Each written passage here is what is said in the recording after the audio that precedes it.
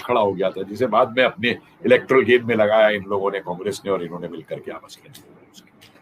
आखिरी सवाल, आखिरी सवाल, आज लोग ये सवाल सरकार को लेके कर रहे हैं और राष्ट्रवादी बहुत कर रहे हैं कि जिस तरीके से इजराइल के साथ आपकी नजदीकी है, इजराइल से आपका दोस्ताना है और गुजरात का खासतौर से है, और नरेंद्र मोदी गुजरात से आते हैं, और नरेंद्र मोदी वो पहले प्रधानमंत्री हैं जो ओपनली गए, वहां मिले और यहाँ तीन मूर्ति का नाम भी बदला। लेकिन तमाम सारे लोग कह रहे हैं कि इजराइल को जिन लोगों ने सपोर्ट करना था वो खुल के बाहर आए। भारत क्या आज भी अपने देश के 20-25 करोड़ मुसलमानों के दबाव में इजराइल को जिस भाषा में मदद करनी चाहिए थी नहीं कर पा रहा? प्राइम मिनिस्टर के बयान के ऊपर, भारत सरकार के स्टैंड के ऊपर बहुत सारे राष्ट्रवादी सवाल उठा रहे हैं। मेरा सवाल यह है कि ऐसा क्यों हो रहा है और इस पे क्या होना चाहिए, या लोग गलत समझ रहे हैं? जी हाँ पुष्पेंद्र जी, मैं एक बात यहां कहूंगा। जी जी, देखिए, बहुत सी चीजें जो होती है कूटनीति में, एक होती है राजनीति, एक होती है कूटनीति। कौटिल्य जो थे वो कूटनीति के माहिर थे, राजनीति की तो थे ही थे। अब कूटनीति में ये होती है, मैं बताऊं आपको, जो मेरा एनालिसिस है, मुझ पे कोई इंफॉर्मेशन नहीं है कहां से, मैं आपको एक एनालिसिस दे रहा हूं कि जो संबंध इजराइल और इस सरकार के बीच में भारत की बने हैं, इजराइल ने हमास के हमलों का जवाब देते हुए तुरंत भारत सरकार को इन्फॉर्म किया, और भारत सरकार और इजराइल के बीच में एक स्ट्रेटेजी भी तय हो गई होगी। भाई परसों ही तो हुआ है यूएन के अंदर, जी जी जी जी, और कल सीज फायर हो गया जी। तो जो internal behind the scene diplomacy कूटनीति होती है कि हमारे एनएसए जो हैं, हमारे एनएसए कॉम्प्रोमाइज नहीं करेंगे किसी भी लेवल पे भारत के इंटरेस्ट से या किसी के प्रभाव में आकर के। ये होता तो लेफ्टिस्टों के प्रभाव में चीन के आगे भी घुटने टेक दिए गए होते, और चीन का साथ दे रहे थे ये जिहादी लोग कई जो है यहाँ के पूरे उसके अंदर।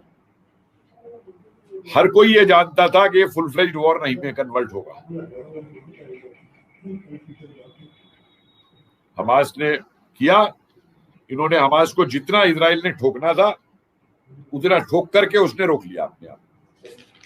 कुल मिलाकर इजराइल ने डिक्लेयर किया ना, और कुल मिलाकर के 212 हमास के आतंकी मारे गए हैं और 12 कुल मिलाकर के इजरायली मारे गए हैं। तो इसका मतलब यह है कि कपिल साहब, आप जो बात कह रहे हैं, ये सवाल, मैं जो बात आप कह रहे थे मैं उससे सहमत हूं, लेकिन मैं चाहता था कि आप भी कहेंगे, क्योंकि आपकी एक अलग ऑडियंस है।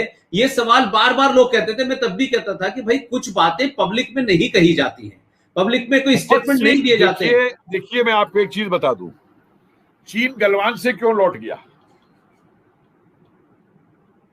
भाई आजकल दिक्कत ये हो गई है कि हर कोई आदमी जिसने ना चीन का इतिहास पढ़ा हो, ना चीन के इंटरनेशनल रिलेशन पढ़े हो, वो भी टीवी के आके ऊपर चाइना एक्सपर्ट है, वो कोविड एक्सपर्ट भी है, वो इजराइल एक्सपर्ट भी है, तो चीनी भी खाना छोड़ दिया जिसने, ठीक है ना। तो 20 रीजन हो सकते हैं। तो देखिए मैं किसी पार्टी से संबंध नहीं रखता, मैं किसी संगठन से संबंध नहीं रखता, लेकिन हाँ मैं एक राष्ट्रवादी हूं। मैंने अपने ट्विटर पे भी लिखा हुआ है डिटरमिन्ड नेशनलिस्ट, और मैं प्रधानमंत्री मोदी को क्यों सपोर्ट करता हूं? मुझे कुछ मिलना नहीं है, कुछ लेना नहीं है, लेकिन यहां पहली बार एक ऐसा आदमी खड़ा हुआ है आकर के जो झोला लेकर के प्राइम मिनिस्टर के ऑफिस में आया है, जिसको करप्शन के ऊपर अपने लिए पैसा नहीं करना। एक ऐसा आदमी आया है जिसने पहली बार, मैं ये जितने लोग चिल्लाते हैं ना, ये कितना विदेशों में गए हैं और इन्होंने विदेशों में देखा है कि भारतीयों की क्या स्थिति थी भारत में और आज भारतीयों की क्या स्थिति है। एब्सोल्युटली, मैं भी पहली बार गया था 2002 के अंदर बाहर, तब से और आज तक मैंने भी अंतर देखा है कि हमारी तरफ ही बात करने में विदेशियों का कैसे अंतर हो गया है बात करने के अंदर, और जिस तरीके से भारत खड़ा हो रहा है, इसलिए मैं सपोर्ट करता हूं। जो उन्होंने जवाब दिया, बताइए, जो सर्जिकल स्ट्राइक की, उसके बाद में वो किया अपना बालाकोट, और फिर करेंगे मौका आएगा। ये चाहते हैं कि बालाकोट किया था तो हमने पहले डिक्लेयर क्यों नहीं किया कि तुम बालाकोट क्यों नहीं करने जा रहे? तुमने सर्जिकल स्ट्राइक की तो हमें बताया क्यों नहीं? सब कुछ इनसे पूछ करके इन्हें बता के किया जाए। नहीं, इनको बता देते, ये मणिशंकर को भेज देते कागज लेके वहां पे ISI के पास। नहीं, भेजना तो बहुत दूर की बात है, फौरन व्हाट्सएप कर देते। तो इसलिए मेरा अपने साथियों से एक बात कहने की है कि देखिए, मुझे इस समय दो लोगों पे अपनी सरकार में बहुत विश्वास है, और किसी पे होना हो, दो लोगों पे मुझे बहुत विश्वास है। एक नरेंद्र मोदी प्रधानमंत्री और दूसरा अजीत डोभाल NSA। ये मत भूलिए। नहीं, उसमें एक डोभाल का बात तो पूरा कैरियर जो है वो कांग्रेस की गवर्नमेंट्स के अधीन रहा है। सर, मैं एक चीज इसलिए आपकी बात को कह रहा हूं क्योंकि हजारों लोग सुन रहे हैं आपको। देश में पहले शख्स हैं प्रोफेसर कपिल कुमार, जो अजीत डोभाल को आज से नहीं जानते, एक लंबे वक्त से जानते हैं, और बहुत सारी चीजें पब्लिक में नहीं कही जाती। मैं ही जानता हूं कपिल साहब को, मैं दिल्ली आया भी नहीं था तब से जानता हूं, और कपिल साहब कितनी खामोशी से चीजों को जुड़े हुए हैं। और इसलिए मैंने आज आपको बुलाया क्योंकि आप भले ही नाम न लें, लेकिन आपके पास जो इंफॉर्मेशन है, जिसे आप अनऑफिशियल कह रहे हैं, वही ऑफिशियल है, मुझे पता है ये बात।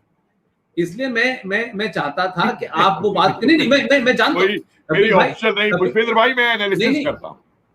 नहीं, वो एनालिसिस का मुझे मालूम है कि वो एनालिसिस के पीछे जो बेसिस हैं, उसमें आपके पास वो प्योर बात है जो आज आपने आखिर में कहा कि आप दो लोगों पे यकीन करते हैं, उसमें से एक से आपकी जो ताल्लुकात हैं और उसकी वजह से आप बातचीत में बहुत सारी चीजें निकाल लेते हैं। इसलिए मुझे खुशी है कि आज दो चीज आपने वाजे कर दी, क्योंकि देश में बहुत सारे लोग भी, मुझसे भी आज भी फोन अमेरिका से आया, मैंने कहा भाई प्रधानमंत्री को क्या समझते हैं आप, वो गाली गलौज करने लगेगा क्या, वो भी कहेगा मारो डंडा फेंको? ऐसा नहीं होता है भाई। प्राइम मिनिस्टर 150 करोड़ का है, दुनिया की बड़ी पावर है, क्या जवाब देना है, कितना जवाब देना है, उसके बावजूद। लेकिन आज आपने क्लियर कर दिया कि जो जवाब दिया जाना था वो दे दिया गया, सही तरह मैसेज पहुंचा दिया गया। उन संबंधों में कहीं कोई वो नहीं है, ये जो कागजी और पब्लिक में डिबेट होती है या स्टेटमेंट होते हैं, वो डिप्लोमेसी में नहीं होते, वो पब्लिक कंजम्पशन के लिए होते हैं। देखिए, सरकारें जो आपस में हैं, ये इनके जो तालमेल होते हैं आपस में, मुझे एक बात बताइए, वो कहा गया था ट्रंप चला जाएगा तो पता नहीं अमेरिका की पॉलिसी में क्या चेंज आ जाएगा, चीन को लेकर के, भारत को लेकर के क्या चेंज आ जाएगा पता नहीं। भाई, अपनी इलेक्टोरेट को, वोटर को सेटिस्फाई करके वोट लेना एक अलग चीज है,